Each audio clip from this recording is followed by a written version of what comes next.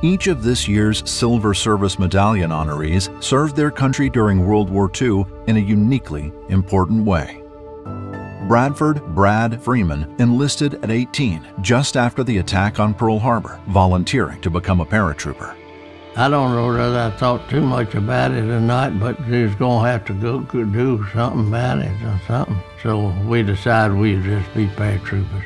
After basic training, Freeman was assigned to perhaps the most famous fighting unit in World War II, Company E, 506th Parachute Infantry Regiment, 101st Airborne Division, also known as the Band of Brothers. Well, I think they said our average age was 26. They were training us, and it seemed rough.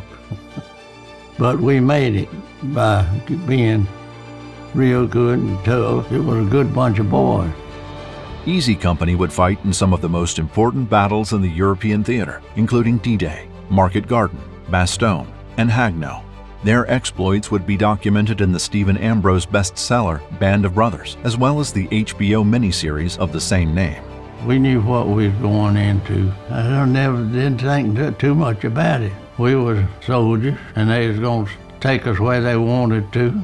After the war, Freeman served as a mail carrier for over 30 years. It was nice. I had an 86-mile route, and I put it 32 years. The last surviving member of Easy Company, Freeman can be seen holding the company guidon in the famous company photo. If you went anywhere that our picture was in, you never see it that I'm not holding the flag. I never seen a picture of the company without it.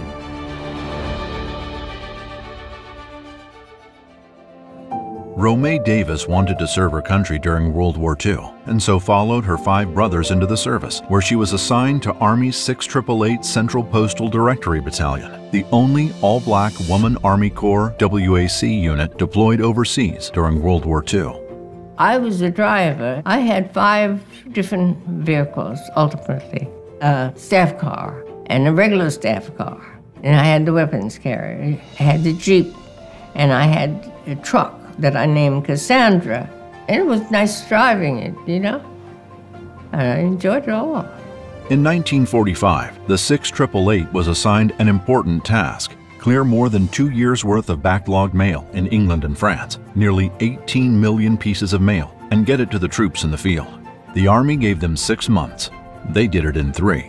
Tremendous backlog, about 2 years. And the mail stacked up in the warehouses. And when the black women went there, that was their particular performance they had to do, you know? And they gung-ho to it. The men, they suffered because they were homesick.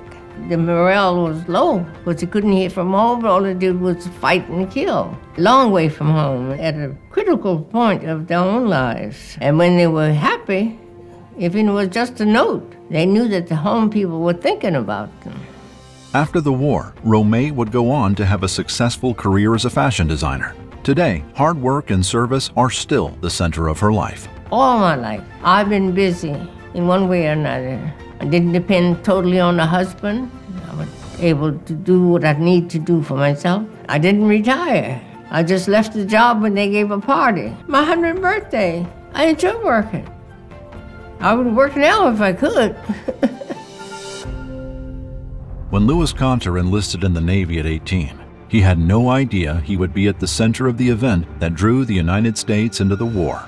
When I first went aboard the Arizona, we came in and saluted and reported for duty with our sea bags, and so I'll see you on deck in 15 minutes. My battle station was the lower handling room in turret number 2. At that time, the 3 14-inch guns, they had round bags, 105 pounds apiece, and they put 4 of them in each barrel to shoot a shell off. We had over 1 million pounds of powder in the forward lower handling rooms. Conter was on the deck of the Arizona in Pearl Harbor on December 7, 1941, when the Japanese attacked. When the first planes came across the hill, it was immediately that we sounded general quarters.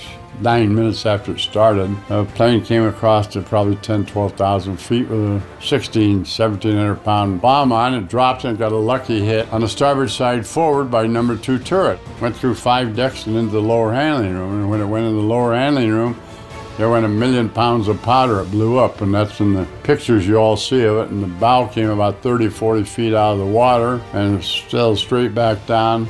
As the Arizona began to sink, Conter worked frantically to rescue his injured shipmates until conditions made it impossible to continue.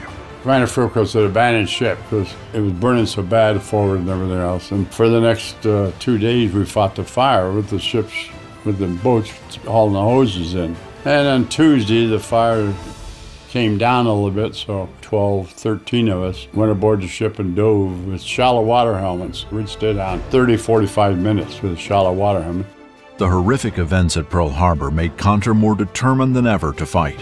And in 1942, he earned his wings and became a VP-11 Black Cat pilot in the Pacific Theater. He would go on to serve for 28 years in the Navy, flying combat missions in Korea, and serving as an intelligence officer and as a military advisor to Presidents Eisenhower, Kennedy, and Johnson. Bradford Freeman, Romay Davis, and Louis Conter each answered the call to serve their country and contribute to the American war effort.